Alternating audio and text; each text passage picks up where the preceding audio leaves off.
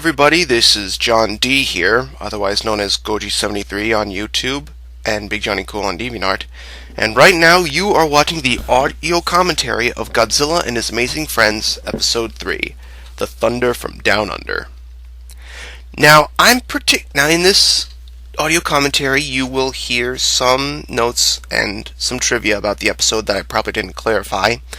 So just listen in and be surprised, and I hope you guys enjoy. Now, I'm actually a little more proud of this episode than most of the others, because this is sort of a landmark in the series. Episode 3 is actually the first time I actually tried implementing a story into the series. Not an ongoing one, but like an episodic one. Like for every episode I have a story planned. And unlike with episodes 1 and 2, which were just off the bat, this one actually starts to show that the series was maturing, and it still is, but this one is the one that actually started it all. Another thing that this episode also showed off is a special intro, the scene where Gauss, who is again expendable as I've clarified in episode 1, it's the first time I tried using intros. I don't have a problem using, it's really weird using those sometimes because it helps tell us the story, but at the same time it's just weird to use, at least from my point of view, but it explains the story, so it helps. Now with this scene right here, Godzilla is playing a variation of Catch with Anguirus while Rodan is watching. Something I've been meaning to do a lot in the series, but I don't think I have been, is to show off the interaction between Godzilla and his friends, because with not all, but in most of the other future appearances, I've been having Godzilla sleep a lot, which I have a bad habit of doing, but with this scene right here, it's basically showing off how Godzilla interacts with his friends, how they're still buddies, and they do things together. And with this scene right here, as you just seen, Godzilla throws the ball in the opposite direction, trying to throw it really hard at Anguirus, but because he threw it off, Anguirus and Rodan are making Godzilla go and get the ball, or boulder. And Godzilla's like, oh, come on! And, just reluctant and dismay, I suppose. But yeah, I wanted to show off a little more personality of the monsters and make it a little bit more funny, since this is a lighter incarnation of Godzilla. And I think I did a pretty decent job portraying the interactions. After all, I did state how their personalities are in the series in episode 2 of the audio commentary. And yeah, hopefully I'll try and do this more often. I have a bad habit of reusing ideas, but I definitely will try my best to make that change go into effect as the series progresses.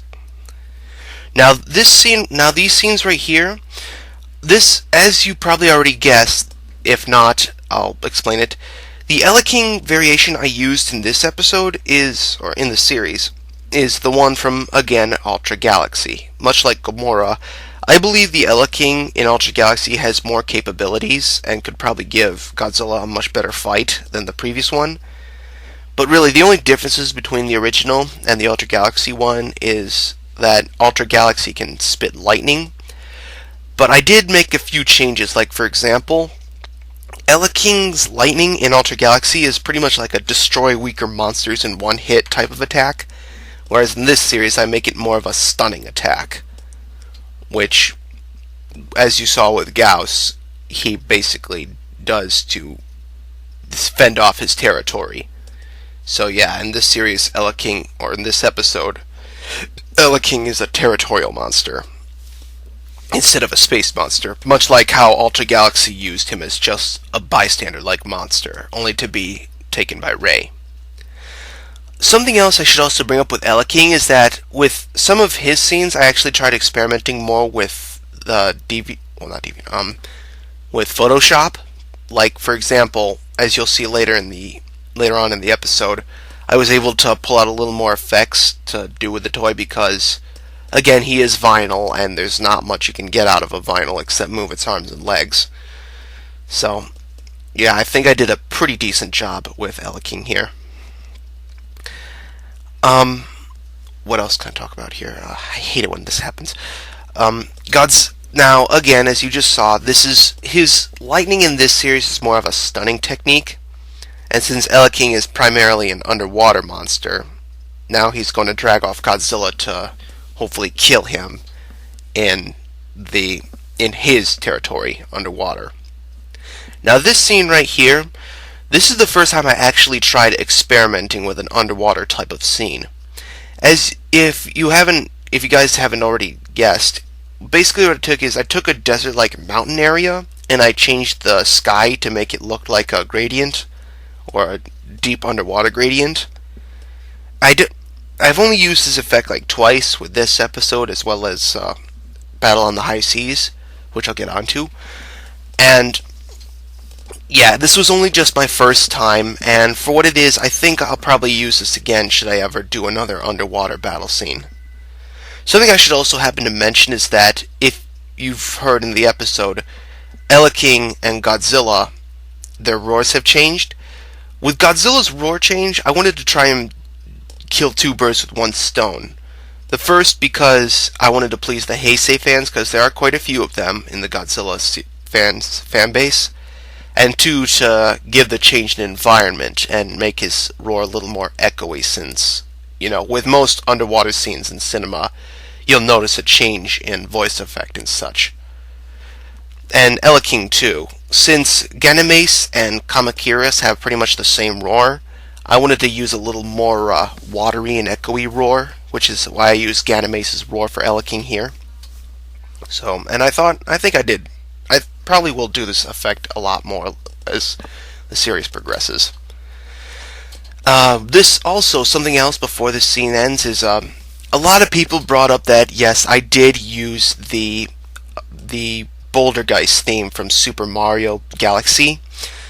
The reason I did that was because it reminded me of the other boss Mario fights, the skeleton shark monster, and I just thought I'd put that in there because I am a Mario fan, and I thought the music fit pretty well.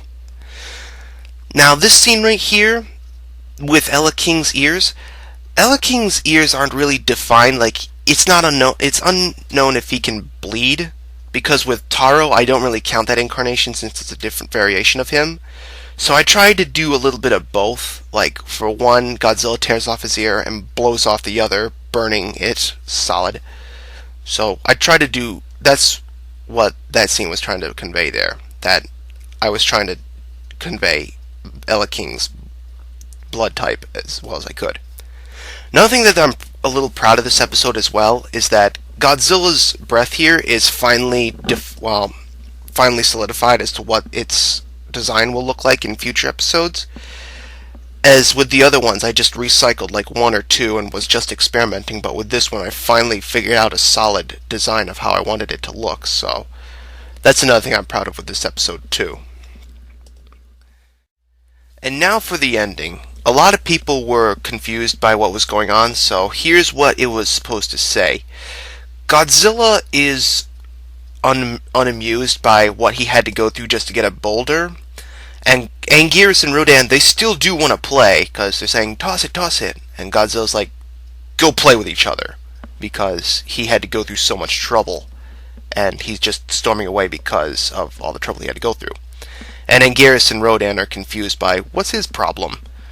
That kind of feeling. Now, with all this being said, that's it for the audio commentary of episode 3. I hope you guys enjoyed, and I'll see you next month for episode 4. Later.